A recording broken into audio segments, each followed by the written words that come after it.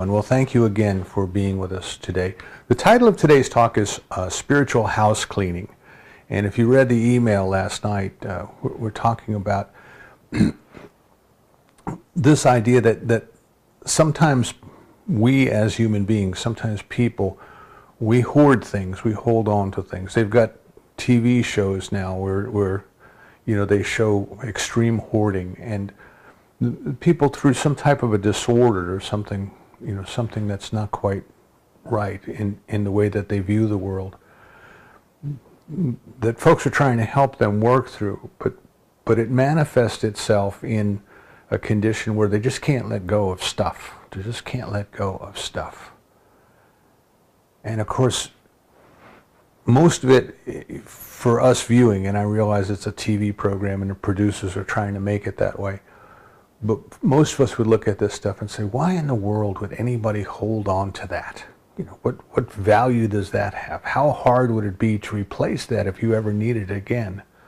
And they've got little bits and pieces of this and that everywhere around the house.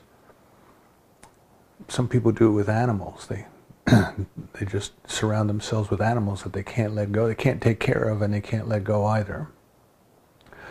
And what happens to us human beings, what happens to us when we are in that condition is that we are limited by it, we are defined by it. Right? The house may become so cluttered that people can't move. They can't get around the house. There might be a little path that they have to step over things to get from the living room to the kitchen. Some of the houses are so cluttered they can't even cook in the kitchen anymore because there's stuff all over the stove. They may be able to get to the bed, but the bed is three-quarters covered with piles of things.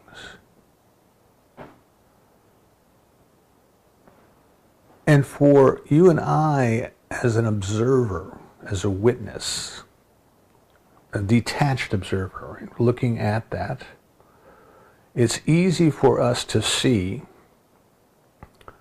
that these folks are stuck. They're stuck. They can't move around in their homes because of the clutter, and they can't move away from their homes because they don't want to give up the clutter. Now, there's a little bit of that in all of us. I realize the TV show is showing us extreme cases for the purpose of making television. But if you stop and think about our society, and we stop and think about ourselves, I have a toolbox out in the garage that I got when I was about 16 years old. My first set of tools, mechanic's toolbox. And I've carried that toolbox around now for over 50 years. And I even have some of the original tools. Most of them are long gone and I've replaced them. But I even have some of the original tools that came in that toolbox. And what I would do is just a little metal box with a handle on the top, and I would carry it around to whatever project I was working on, and I would open it up and take the appropriate tools out and do what I needed to do. And usually what I would do, most of the time you're replacing a part, whether it be a spark plug in a car or faucet in a sink or something, but you're taking something old out and putting something new in. And I would take the old and I would throw it in that toolbox. And then I would put my tools in on top of it, and I would snap it shut, and then I would take it back and put it wherever I stored the tools. And over the years, I never took out the old parts that I threw in there. So a couple of weeks ago, or a couple of months ago rather, I went out and I was going through and trying to organize my tools, and I found parts of an old faucet from a house that we moved out of in the mid-'70s. I found a spark plug from a car, just one spark plug from a car, and I sold the car in 1974. And I had to laugh at myself. I looked at that and I said, what in the world was I holding on to that for? It was defective to start with. It was just taking up space. And I've lugged that thing back and forth across the country in about 11 different moves that we've moved. We put that box on a truck and it went all the way to California and back, and then all the way to Colorado and back. So to some extent, I've got to look at myself and say, why didn't I just throw that away? why didn't I just take that when I finished the job? Why didn't I just take that and throw it in the trash? You see. Now, if you look around our society, I can tell you within maybe 3 miles of our home, there are 2 huge self-storage places that have gone up. One is just opened, and the other one is going to open in a few months. And these are huge facilities. These are several acres of facilities, buildings 2 and 3 stories tall with indoor units and some outdoor units. There's RVs and campers and boats and all kinds of things that people have to pay to storage for, you know. We have so much stuff as a society. We have so much stuff that it holds us back. You know, it takes part of our life. People are paying for those things, you know. And when we were moving, I had to go get one of those and put stuff in it temporarily until we could get the truck to come and take it down to our new home. And I rented the storage space, you know, and it had everything boxed up, but I just had to get it out of the rental house we were in and get it someplace until we could move. And when I was signing in, the clerk in the rental place says, "Well, do you want to take insurance on this?" You know, and I laughed and I said, "The insurance is going to cost more than anything in there is worth." You know, and they kind of looked at me like, "Well, then, you know, why are you saving it?" Well, I needed time to go through it, you know, to get rid of it, because in that whole box of junk there might be that one little precious memory, that one little thing that perhaps one of the children or the grandchildren gave me. But here I am stuck moving this box. It's still packed up in my office somewhere, I'm sure. So we can see it easily when we look at material things. We can see that perhaps we hold on to things too long. There's a fad. I guess it's a fad or trend. I don't know what you would call it. It's called. I think it's called Scandinavian death cleaning, and the idea is that when you get to be a certain age, you need to get rid of all of the stuff, the stuff that you have that is junk, so that when you die, your family doesn't have to go through the burden of just throwing all your crap out. You know, getting rid of it. And the idea is just go around and declutter. Go around. You know, you've got all this stuff. You've been carrying it around for years. You're never going to do anything with it. You're never going to use it. It's just taking up space.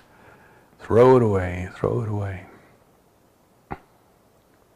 And all of that is well and good in the physical world.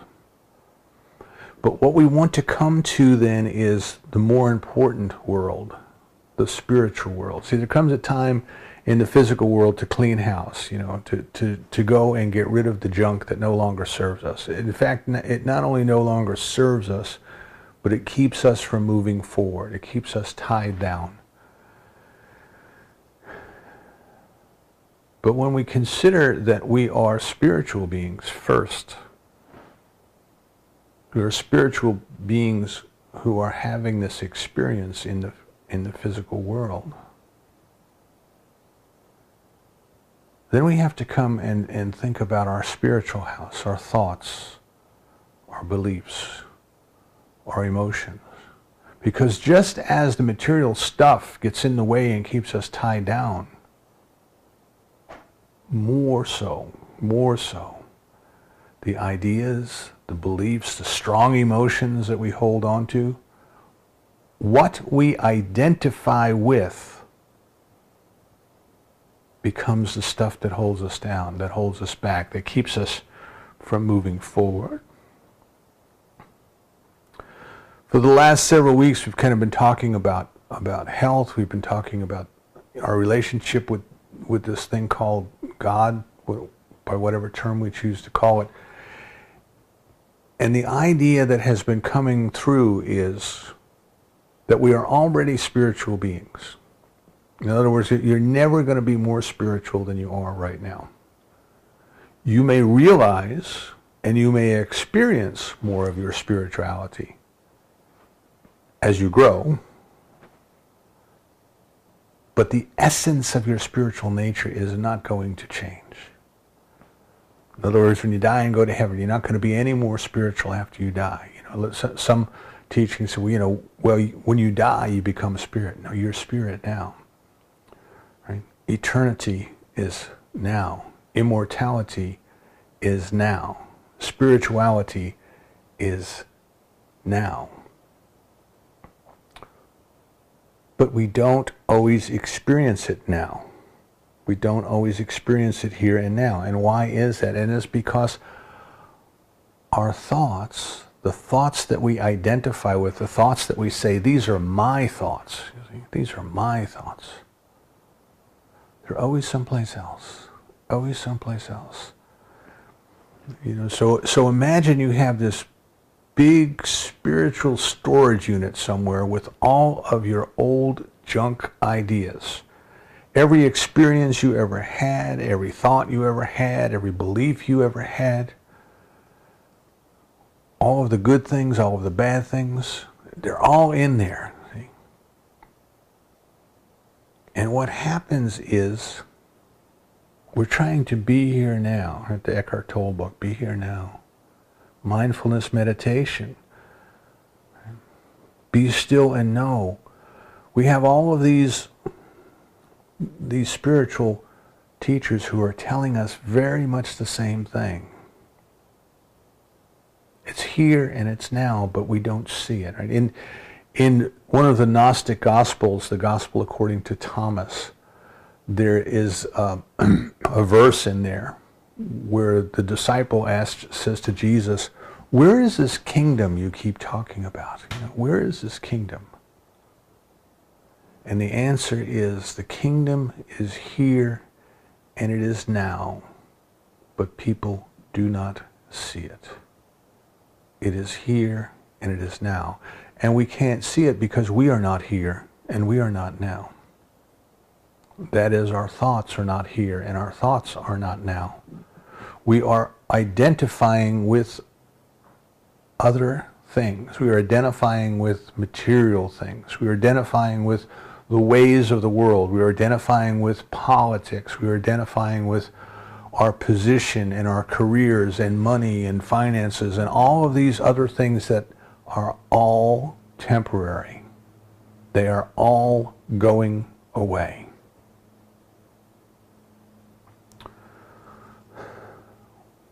One of the meditations, or one of the spiritual practices that I learned reading, I think it was an Osho book. It was his commentaries on the Yoga Sutras of Patanjali. And it was to just simply sit and try to see the material world around you just dissolving, going away. Kind of like, you're watching a movie at the end and they just, through special effects, whatever scene you're looking at just kind of glitters. And maybe the Star Trek movies where they beam somebody on a transporter, the image is there and there's all this glitter and they're gone. But can we imagine everything, the walls of the building, the trees, the clouds, the sky? Can you imagine that all just going away? Can you imagine it all just disappearing? This is not real. This is an illusion. And by illusion, it means it doesn't have the power to sustain itself. Right? It is a projection of our thoughts. Whatever we have to do to kind of step back, to separate ourselves from this identification. So the first thing to consider then is what do we mean by identification? And I invite you, this is not going to be something you're going to do right now and be done with it. This is something that you're going to do perhaps the rest of the week, perhaps the rest of your life. When you say I, when you use the word I, what is that I? Who is that I? Where is that I?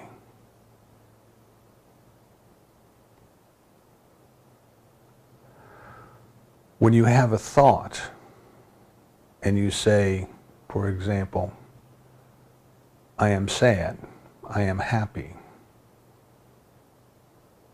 I am angry.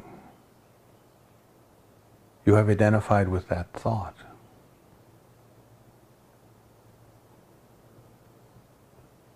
When you become emotionally involved in something,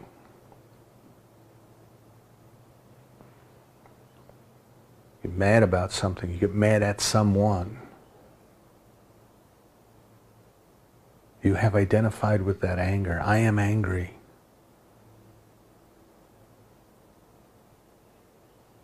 And when we do that, we are not experiencing the here, the now, the peace that is. In terms of meditation, we have become entangled with our thoughts. We have become entangled with them. One thought leads to another, leads to another, leads to a memory. And now we're back in the spiritual storage closet. We're in our memory, and we're back to something that happened 30 years ago, and we're reliving it as if it was happening now, and we are reliving it as if it is happening to I, to me. We're attached to that, you know. If I asked you to go back to your happiest memory in childhood, you know, can you go back to a happy memory in childhood? Can you go back to something that just, you were so joyful, you were so pleased, you were so happy to be there? If I asked you to do that, you would be there. You would be there. You would be the one reliving that experience, and you might even be actually reliving the experience. You might actually kind of mentally transport yourself back into a child's body.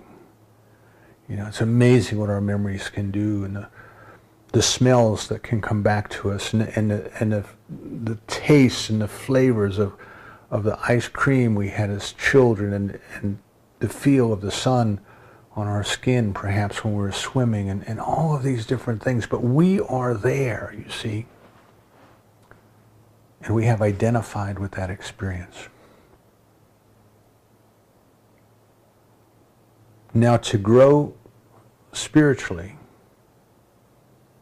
we have to break that identification. We have to take this concept of I and completely change it, completely do away with it from everything that the world has told us about I.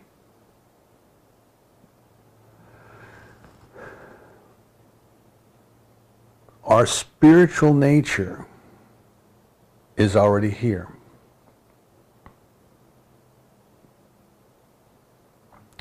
We don't experience it because our consciousness is caught up in all of these different things that the I is engaged with. This is why beginning to meditate is so difficult for people.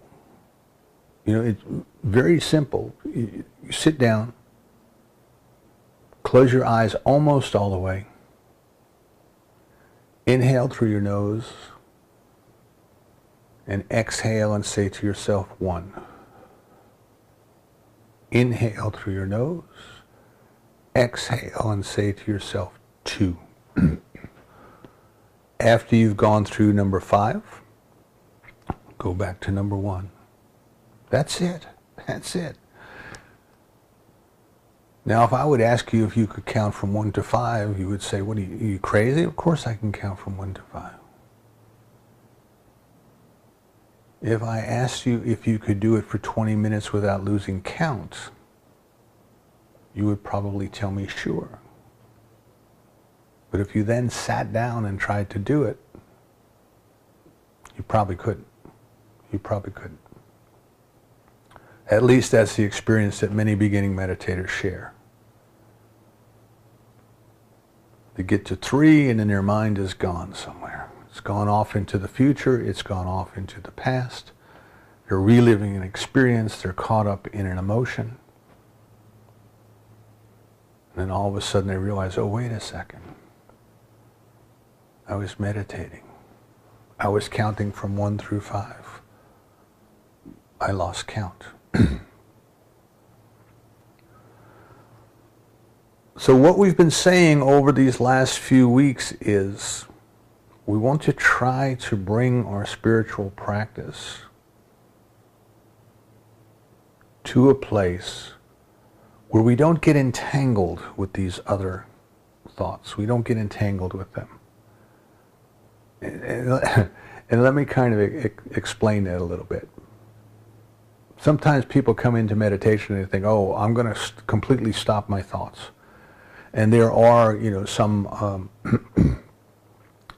there are some spiritual gurus, spiritual teachers who say that they have been able to do that. And I was like this when I first approached meditation in the 70s. The purpose is to sit down and completely stop my thoughts. Well, that didn't happen. The more I tried to stop my thoughts, the more I was thinking about stopping my thoughts, the more I was thinking. See, it was a catch-22. I was stuck. So here's the example that I use when we're teaching meditation. Let's say that you're going to undertake a project. You're going to clean the carpet in one room of your house. So you go to the store and you rent the carpet cleaning machine and you buy the soap and you come home and you fill it with hot water and you plug it in and you start cleaning the carpet. You may even go watch a few YouTube videos that tell you exactly how to clean the carpet, how to use the machine, which way to push it, which way to pull it, and all those kind of things. But you are completely engaged in the act of cleaning that carpet. You are entangled with it. Okay? That is your focus. You are into it. You are on it. You are cleaning that carpet. Now, some period of time later, you're watching a TV show, you're sitting in the room and you're watching TV, and a movie comes on, and the character in the movie is going to clean the carpet. So they go to the store and they rent a machine, and you're saying to yourself, oh, I know that machine. I rented that machine just a couple months ago. And they go and they buy soap, and you're thinking, oh, no, don't buy that soap. You need to buy the other soap. Buy the soap that I bought. See? And then they bring the machine home, and you're watching them. You're critiquing them. You're seeing, if they're doing it the same way, if they're doing it the right way, because you have an opinion of what is right. Now, you are still somewhat engaged in this process of cleaning the carpet. But you're not cleaning the carpet. But you're still engaged with it, okay? Your thoughts are still interacting with this TV show. Your mind is still there. You're still processing carpet cleaning. You may even be going back in time and reliving, or you may be thinking about that hard stain that you had that wouldn't come out, and you're entangled. You're entangled with this idea of cleaning carpets. But the TV show is going on, and this person is going room to room and they're cleaning carpets, and suddenly you get called away and you go into another room and you're doing something in the other room. Now the TV is still playing and the character in the movie is still cleaning the carpet, but you're not engaged with them anymore. You're not engaged with them. Now you may be engaged with something else, talking to somebody in the other room or doing something, but you're no longer engaged with cleaning that carpet. So in meditation, what we're talking about doing is you are counting from 1 through 5. And these other thoughts may be taking place in the background. They may be floating past, like the TV in the other room. There's something going on, but you're not engaged with them. You're not engaged with them. You're just sitting. You're just being still. You're just knowing.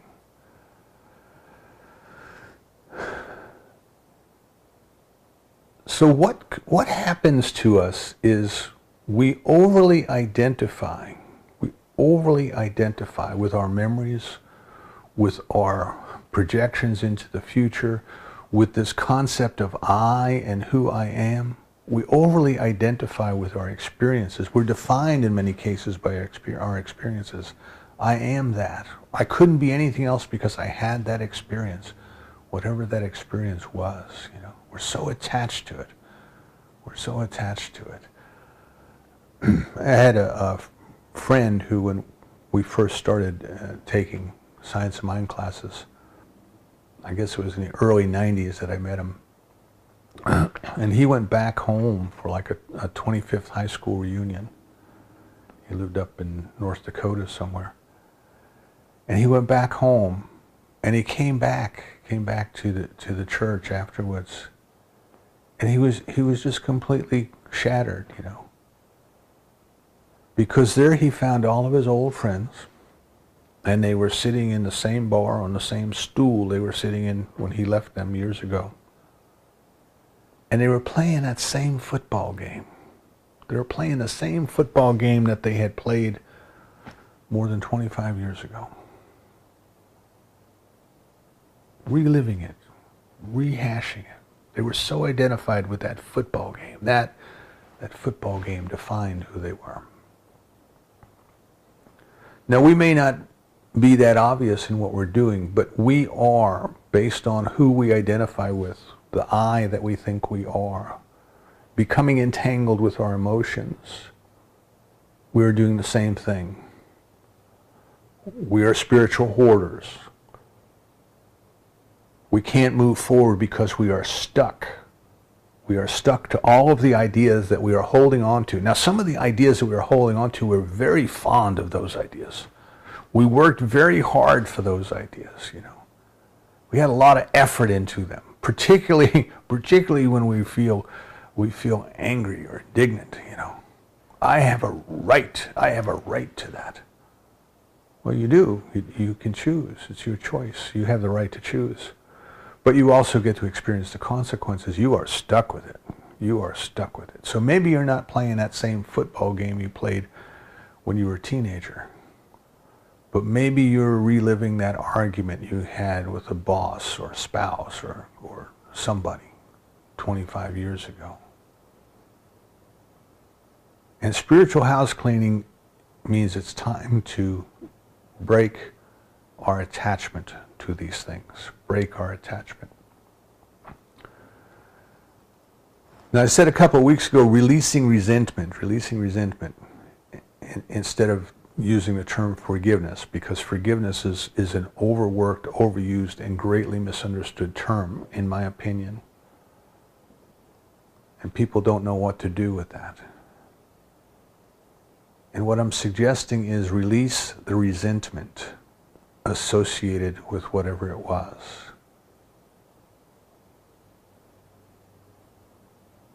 Don't identify with it. And here's how we do that. Right? Because it's easy to say, well, just don't do that. And people say, but how?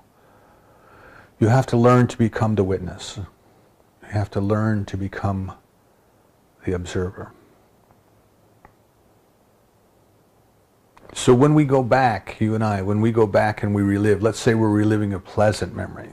We're reliving a pleasant memory. Now, typically what we will do is we will go back and we will relive it in the first person. We will be that little child again, perhaps getting the ice cream from the Good Humor Man when the truck came down the road when we were kids.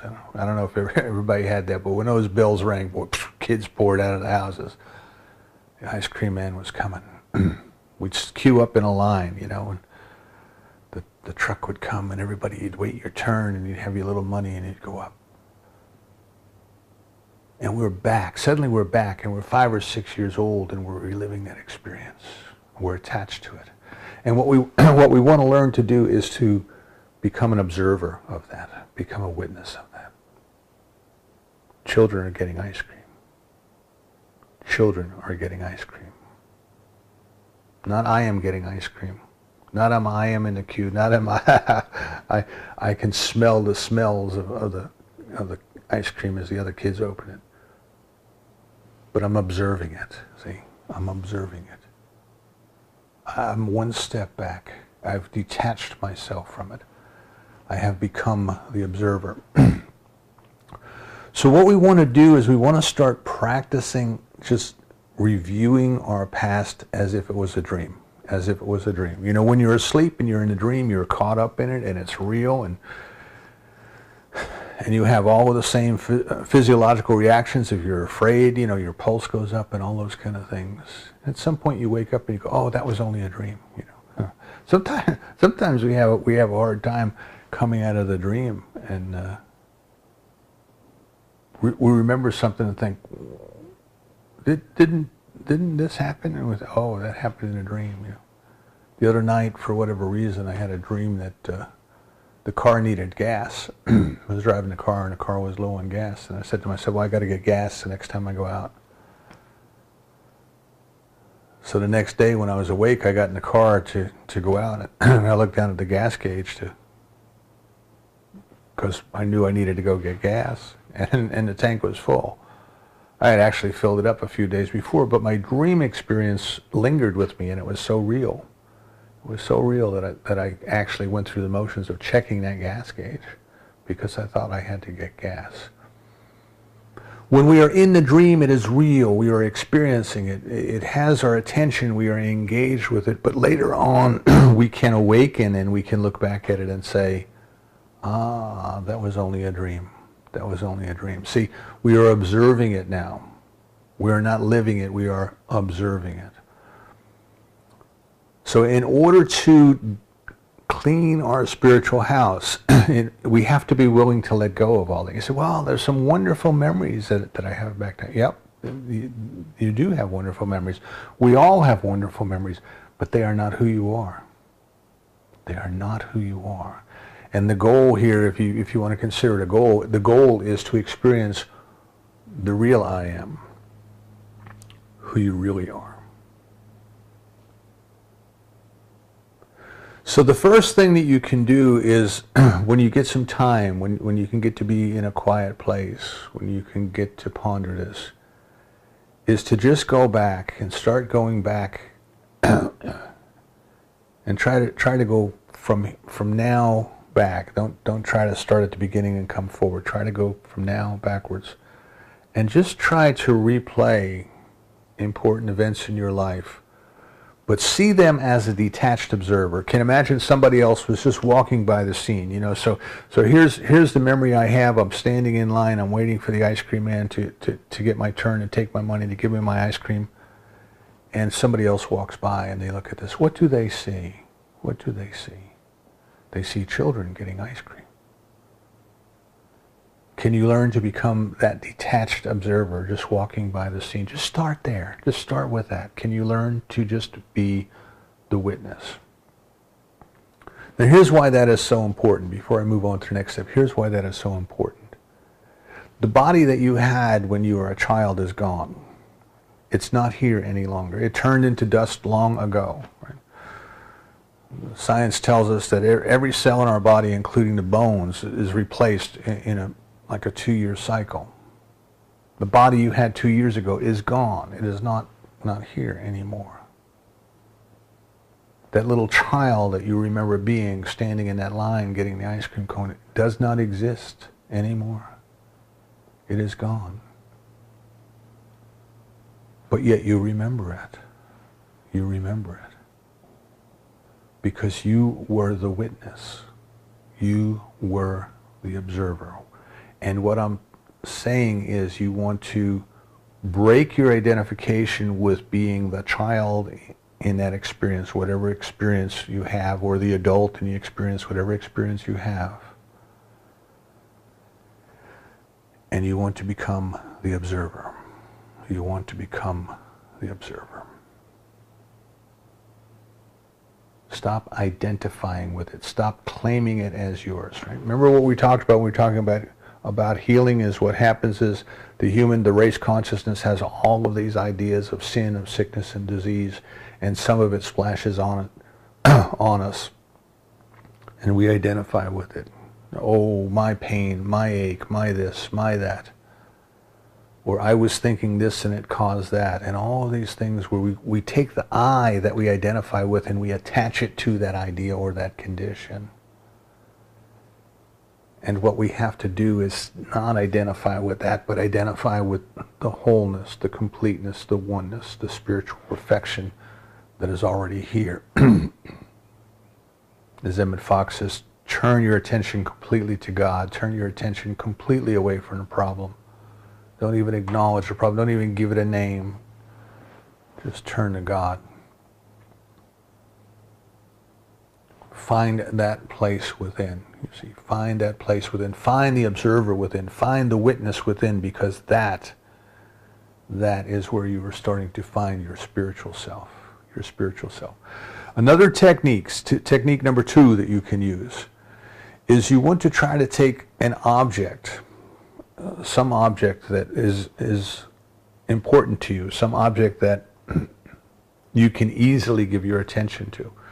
It might be a beautiful flower. It might be a picture of your beloved. It might be a pet. Whatever, something that you can just give your entire attention to. And you want to make that the focus of a meditation. And in that meditation, what you want to do is you just want to unify. You just want to become one with whatever that is. Whatever that is. And what you want to do is you want to do this until everything else disappears. Everything else goes away. So it's not like I am looking at this rose and I'm also aware of something's going on outside the window and those things. I bring my full, this is single point meditation. I bring my full attention to that one object. Now you may have to practice this for weeks or months before you can do it. I'm not suggesting you can go down to the flower shop and get a rose and be done with it all this afternoon. But when you can bring your entire attention to this one thing so that everything else drops off, then what you can do is you can let that one thing drop off. Let that one thing disappear. Now everything is gone. Everything is gone. And what is left? What is left is the witness. What is left is the witness. It is pure consciousness experiencing itself. So if we learn to dissolve our attachments from all of these external things by focusing our attention on whatever this one thing is, then eventually we learn to drop our attention from the one thing. And we just experience the I amness, the isness, the suchness, the beingness that our spiritual teachers tell us about. Spiritual house cleaning, we have to be willing to let go of everything we know. Be willing to let go of everything you know. Be willing to let go of all of your opinions. They're all going away anyway. Be willing to let go of all of your fear. Be willing to let go of all your doubt. Be willing to let go of all of your resentment. Let go of all that, because you are not any of that. You are the observer of those things.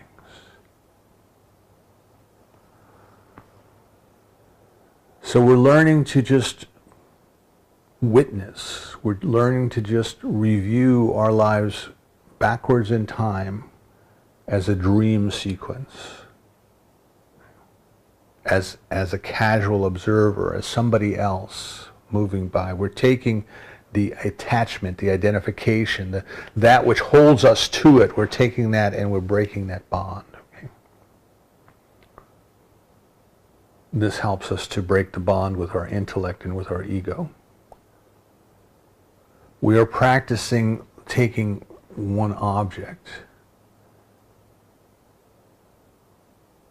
and being able to single-pointedly focus on it to the exclusion of all others, and then to drop it and to just focus on the nothingness, onto the nothingness. In Tibetan Buddhism, there's a concept called the clear light meditation. And the idea is that when we normally go to sleep at night, we drop into unconsciousness.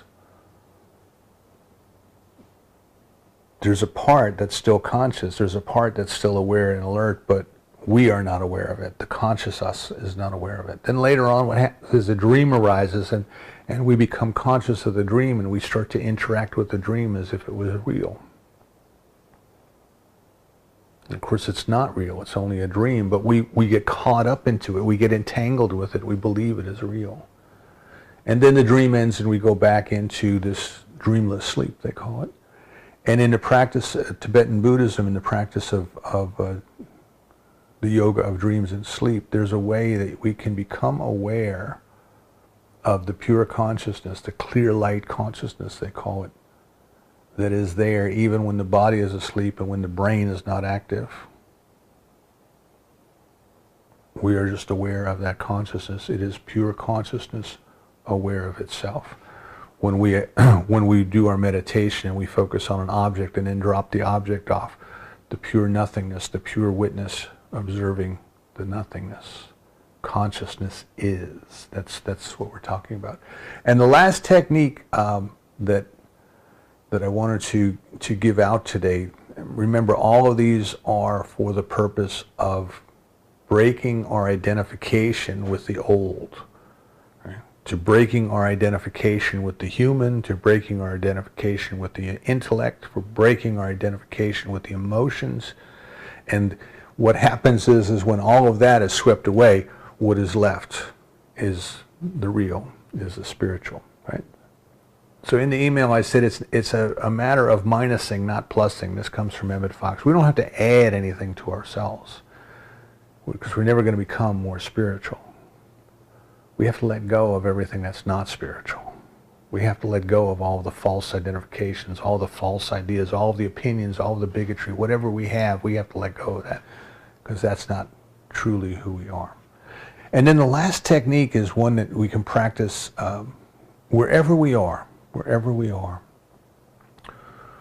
When we start to project, something into a situation or onto another person, what we can do is we can detach whatever that experience is from that situation or person and go back into ourselves and find where the projection is coming from. Kind of following it backwards, taking it back inside. So for example, if I look at someone and I feel love, this is someone that I love. Now, it's quite possible that somebody else looks at the same person and doesn't feel anything. They don't know them. Or somebody else may look at them and not like them at all, And yet I look at them and I feel love.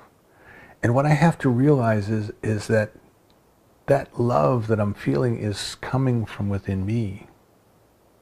And I am projecting it onto them. So now love is. See, love is. Love just is. And I can release my identification of them as being my source of love because they are not my source of love. They are someone in whom it's easy for me to recognize love, for me to feel love. But I want to try to come back to within myself and say, where does this feeling of love come from? And what we will realize is, I am the observer. I am the witness to this love.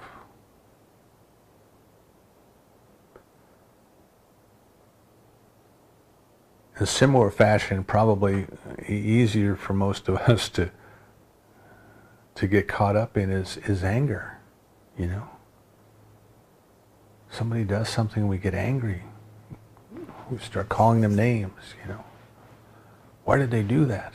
They're terrible people, yada, yada, yada, yada. We go off and off and off. We're entangled, we are engaged, we are stuck. We are stuck in that anger. And what we have to realize is the anger is not coming from them.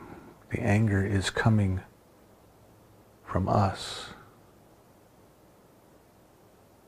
Anger is arising from within us.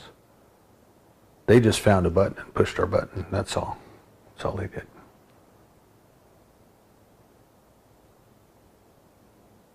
So now we want to come back within us and say, where is that anger coming from? What is that? It's only an emotion. It's only an idea. I am not my emotions. I am not my ideas. I am not angry. I am the one observing the anger.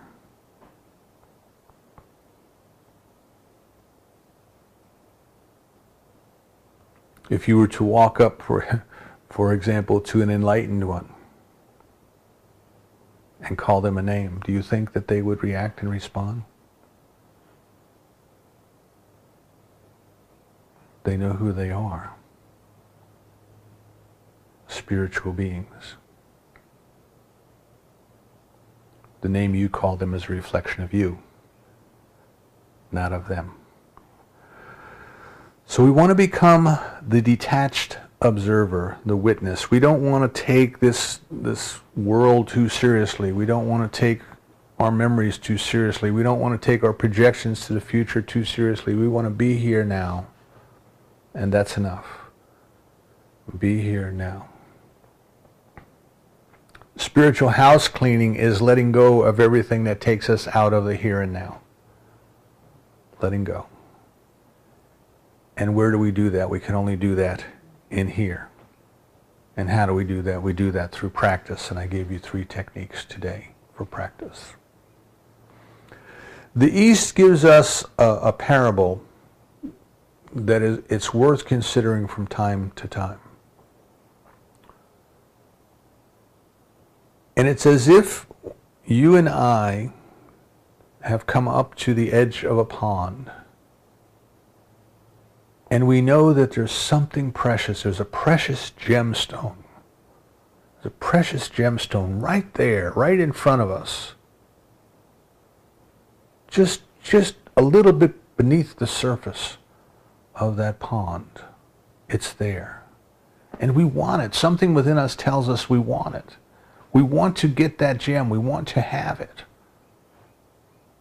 So we stick our hand in the water and we start flailing around with our hand, hoping that somehow we're just going to put our hand onto this gem that we know is there. And of course, the more that we struggle with our hand, the muddier the water gets. We stir up the mud from the bottom.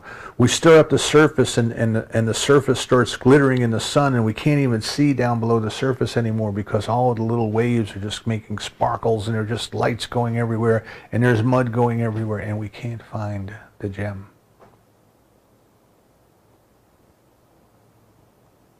And what we must do is be still and know. We must cease the activity that takes us away from the very thing that we want, which is to experience the gem. And we must let everything calm down. So as the surface of the water calms down, we're able to see down beneath the surface. As the mud settles back down on the bottom, we're able to see clearly all the way to the bottom. And there we will find that precious stone that we were looking for, just sitting, just waiting, just being. And of course, that precious stone in the story is the spiritual you. It is the I am that is expressing its life as you. It is waiting in quiet repose for us to make the discovery. We know it's there. Others have told us it's there. We may have even experienced it from time to time ourselves.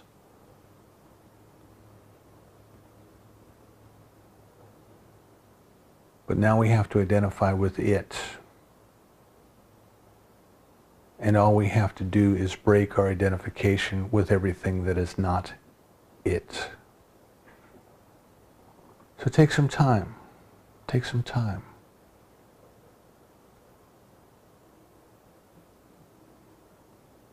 I was watching a little bit of Joseph Campbell, Power of Myth, the other night, and he was talking about spiritual growth. And he says,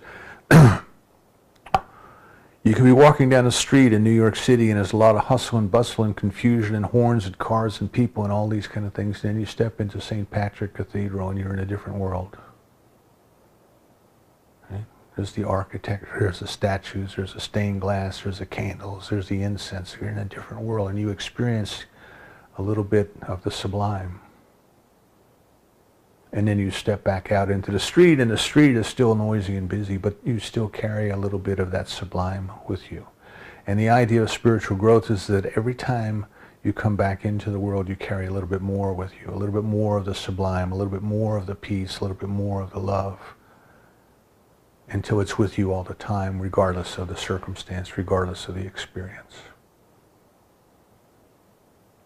Your life is your practice. Your life is an opportunity to break your identification with material stuff, with intellectual stuff, with emotional stuff.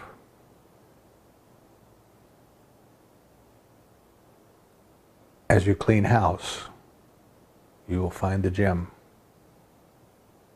that has been within you all along, simply waiting to be discovered. And so it is.